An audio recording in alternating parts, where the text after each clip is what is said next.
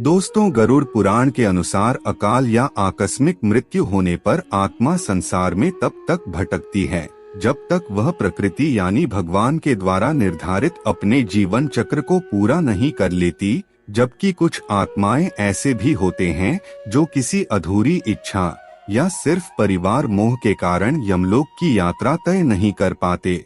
ऐसे में यह आत्माएं समय समय पर अपनी परिजनों से संपर्क करने की कोशिश करते हैं ताकि परिजन उनके अधूरी इच्छा को पूरा कर सकें या फिर उन्हें मोक्ष दिलाने में उनकी सहायता कर सकें। ऐसे में प्रश्न यह उठता है कि आखिर कैसे मृत परिजन हमें अपनी मौजूदगी का एहसास कराते हैं। वह कौन से संकेत हैं जिनसे आत्मा के होने का पता लगाया जा सकता है। आज हम आपको इस वीडियो के माध्यम से इन्हीं संकेतों के बारे में बताने जा रहे हैं, तो आप हमारे इस वीडियो में अंत तक जरूर बने रहिए। आइए सब मिलकर जानते हैं।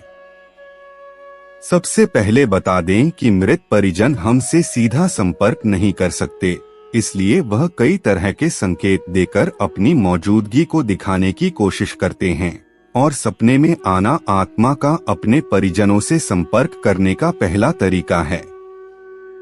दरअसल स्वप्न शास्त्र के अनुसार हर सपने का अपना एक अलग अर्थ होता है। उदाहरण के तौर पर अगर आपके किसी परिजन की मृत्यु सड़क दुर्घटना के कारण हुई है और वह सपने में आपको बिल्कुल स्वस्थ नजर आते हैं, तो इसका सीधा अर्थ यह निकलता है कि आपके उस परिजन का दूसरा जन्म हो चुका है।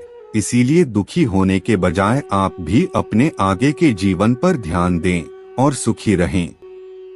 इसके अलावा अगर आपके किसी परिजन की मृत्यु अकाल हुई है और वह आपको बार बार सपने में रोता हुआ, चीखता हुआ या बीमार नजर आता है, तो इसका अर्थ होता है कि मरने वाले शख्स की कोई इच्छा अधूरी रह गई है, जिसकी वजह से उसकी आत्मा इस संसार को नहीं छोड़ पा रही है।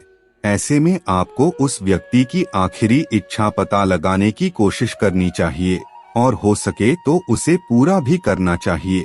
इससे आत्मा को मुक्ति मिलती है।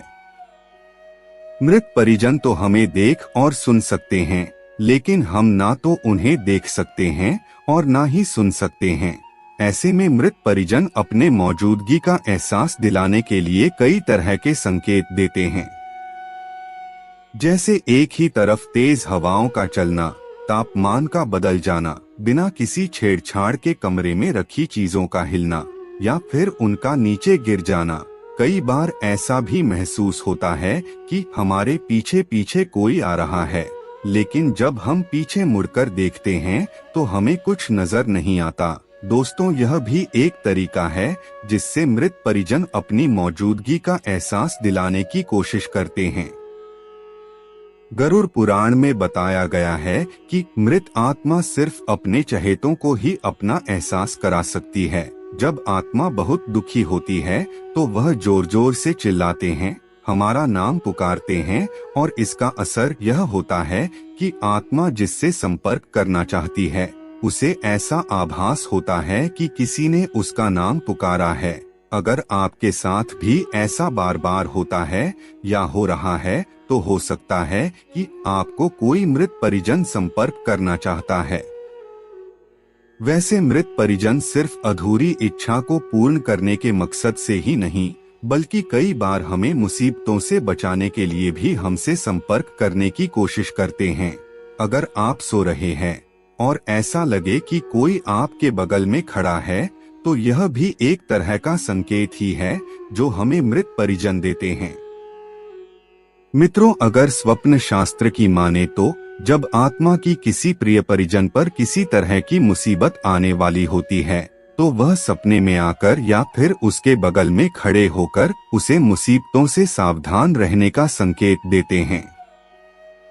इसके अलावा अगर कोई मृत परिजन आपको बार बार दिखाई दे रहा है और फिर गायब हो रहा है, तो इसका मतलब है कि आपके जीवन में कोई बड़ी समस्या आने वाली है, जिसके लिए आपको तैयार रहना चाहिए।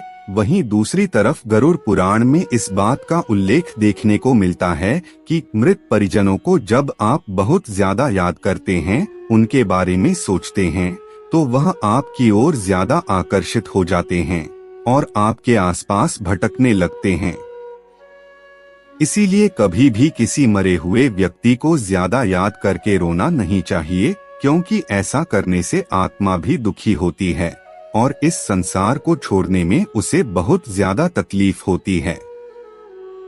दोस्तों, अंत में हम यही कहेंगे कि जरूरी नहीं है कि आत्माएं हमेशा डराते हैं, बल्कि कई बार वह सामान्य तरीके से अपने परिजनों को केवल अपनी मौजूदगी का एहसास दिलाते हैं या फिर उन्हें किसी प्रॉब्लम से बचाने का प्रयास करती हैं।